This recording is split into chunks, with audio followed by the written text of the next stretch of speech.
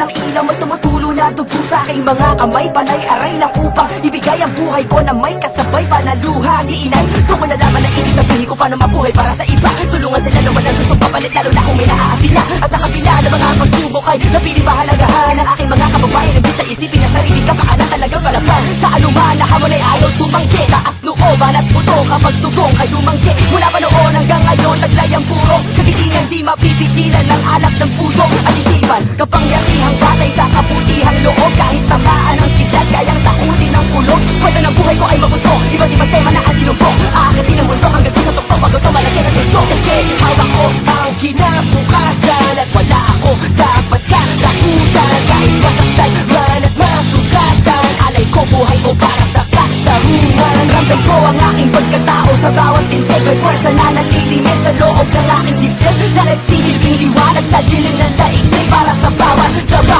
hanggang tumindi.